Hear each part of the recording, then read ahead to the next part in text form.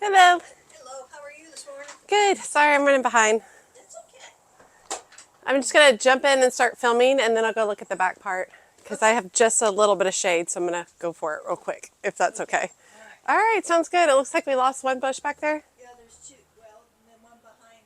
Oh, Both of those are gone. okay. And I pulled, I think there was a begonia in here, and I don't know whether something ate it. So somebody gave me a hardy hibiscus, and I just stuck it in there. Okay, we'll see what That looks happens. a little odd, but That's okay. It'll fill in the future. okay.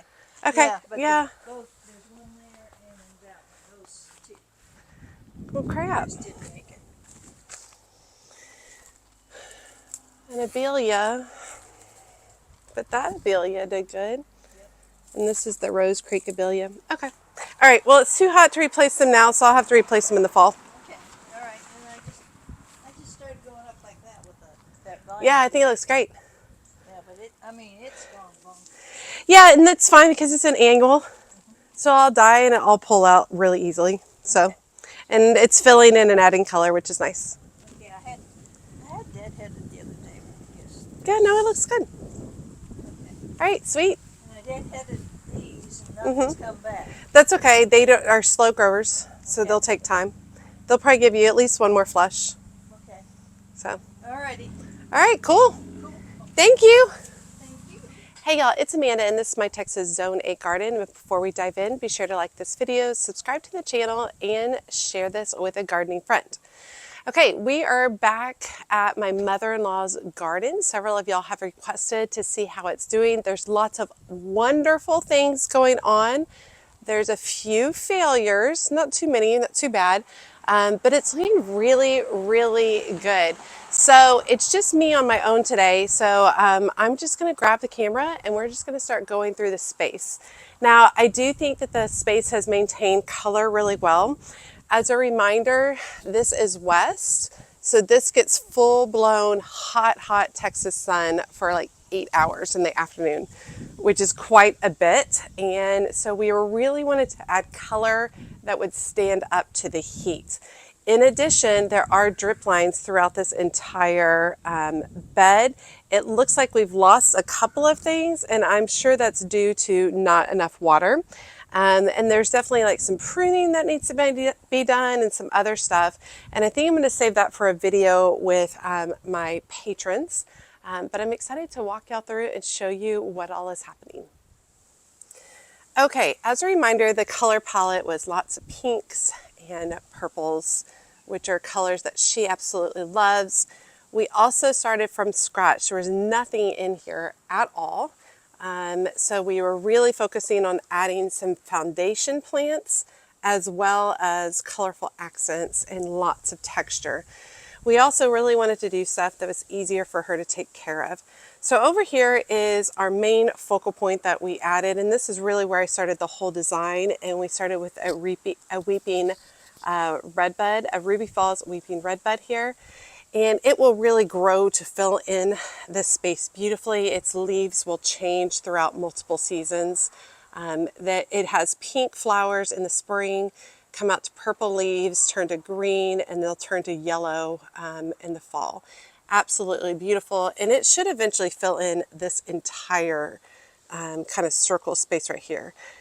Now at the base of it, I've got some Coreopsis. And I can't remember the exact name of it, so I think it's American Dream Pink, but I'll put it below. You can see that it's already gone through a blooming season and it's ready for a cut back.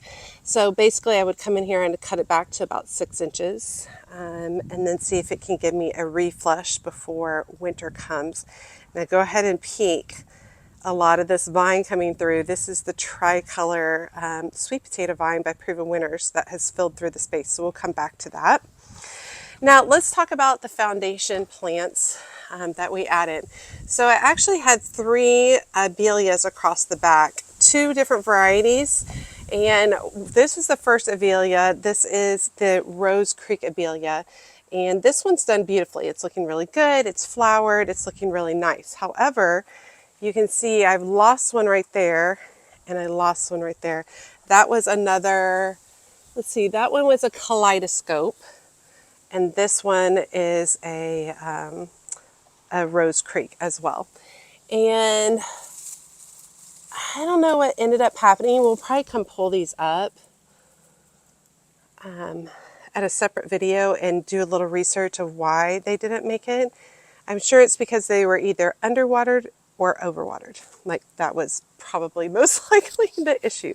So we lost those two, which is not the end of the world, especially they're towards the back. It is not a good time to replace them right now. I'll probably replace them in October would be an appropriate time to do that.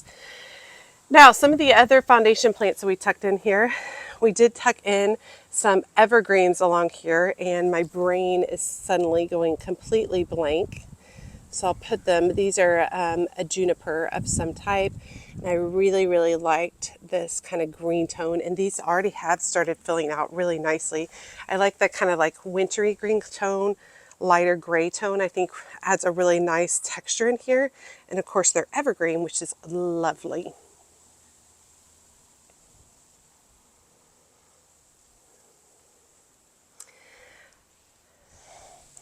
Okay, so shifting around, right here we have a double play Big Bang Spirea, which puts off kind of a reddish pink blooms, which I think would be lovely. It's not blooming season for it right now, but it's looking really, really nice at this point. And it will fill in, so it'll have some spring blooms next year, and it will fill in the space. I definitely planted all the plants so that they would eventually cover most of the ground so that we wouldn't have to do a lot of weeding. Now over here is the Magic Mydaland Rose, ground cover rose, and you can see it's starting to put off some of these longer branches in here. And the point is that it will fill in this entire space. So come spring, when all these annuals have already died back, I will come and redirect some of these longer trailing pieces of the rose into this area so that it will eventually fill in that space. It's not currently blooming, it could use some deadheading, and maybe we can get another flush for the fall. So, but I'll definitely look into messing around with that one as well. This side's looking really good. So we have some classic pink zinnias that are filling in the space beautifully. And she's been doing some deadheading on them, but the nice bright pop of pink looks really good. And then here's the source of that tricolor sweet potato vine. And basically when it comes over the wall, she just redirects it back into the space. So it's done a really good job covering the space. There's another source of it over here, filling in the space, adding color, and really standing up against this crazy, crazy weather. All right, over here we have a set of coneflowers that are more of a deeper pink, and she's already deadheaded some of them, and she's looking to see, hopefully we'll get another round of blooms in here that she can enjoy for the fall. And of course those are perennials, and those will come back each year. We've also got some white salvia, which is looking really nice. It looks like she's deadheaded it a little bit. That one's looking really nice. I like the pop of white in this space. I think it adds a lot to the space, which I think is really good. Now, containers looking good. They definitely need to do a little bit of trim back and freshen up. We've got some azuratum right here, which is really, really pretty. I see some sparkling amethyst verbena peeking out. We've got angelonia in the back. We've got some fountain grass, purple fountain grass that probably needs to be staked. So I do think that that's something that I need to come over and take care of for her. We've got some trailing vincas to the side of it as well. And I think that if we stake that would be really helpful, because in the fall we will start getting more weather, and I don't want that falling over. But look how beautifully that fills in with the grass. It looks really, really nice. I love it. Okay, over here, this container, she said she pulled something out that died, so I don't recall what was there. I think it was a trailing vinca. We've got some more vinca right here going beautifully, and some trailing lantana in the front, which is really pretty. And then she said somebody gifted her a hardy hibiscus, so she just kind of stuck it in the pot. So we'll see how that does. And maybe she'll have a hardy hibiscus there next year, which would be super fun. That would fill in that pot nicely. If it ends up being really big, we can always shift that pot backwards to make room for everything. All right, and this container is filled out beautifully. Bonarinus verbena, which is just as happy as can be. Look how happy and beautiful that is, with a couple of azuratums in there. Azuratum could use some deadheading. We also have a trailing vinca coming down the side of the pot, which is pretty too. I think that one looks really lovely too. Everything looks really good considering I haven't touched it in months. So it's looking really good. Okay, over here, this is probably what I'm most happy with. I love this little corner, even though we lost some things over here. So originally we had some Helen von Stein Lampsier right here, and the water irrigation ended up not being enough. So they both died. So that's something that I'll have to relook at in the fall or spring, making sure we've got enough irrigation back here and re-going. For the time being, she's just strung up her tricolor sweet potato vines, which I think looks really pretty, and I love the variegation on those and the little touch of pink. Now, peeking out back, we have a Texas rock rose. It puts off these beautiful pink balloons, and it is a perennial. And it's doing a really nicely filling in the space. In the front, we have a container that has the matching grass to the other one that was over here to add a lot of height and to really kind of, soften this edge. And that's looking beautifully. We have some upright vinca along with it in a bright pink. And then I've got trailing purple lantana there, which is coming out beautifully. I really need to put some side-by-side photos on how some of this is filled out. Because remember down here we had some little frogs and they're almost covered up at this point. I think that area is looking really lovely as well.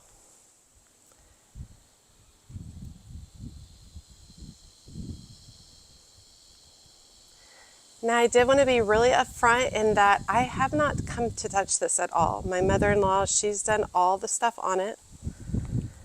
And so she's done her deadheading, and then she's pulled a plant here or there. Obviously, she hasn't pulled the shrubs. That's a lot. So I think coming and doing a little bit of maintenance would be great. With any garden, you're going to lose some stuff in the beginning. I had no expectation that everything was going to make it. I really hope this guy was, because he's expensive.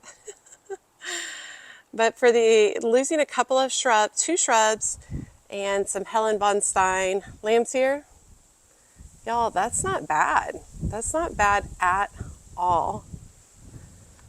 I'm really pleased with how much color the zinnias have added for the time being. I think that's just really nice, and they're lovely, and they're bright, and they're pink, and they're happy, which is awesome. But I'm really pleased with how well everything is doing, and we certainly are learning a lot about her irrigation system by knowing that these two died back there. And when I pull those up on my Patreon video, we'll check, and if the soil is like super saturated, then we'll know that it was too much water, or if it's dry, we'll know that it wasn't enough water. So we'll be able to check that out. I do definitely think some simple deadheading would refresh a lot of this and get this going again for her so she can get more of these blooms. I think would be really, really nice. I'm trying to get back in here and see what's going on.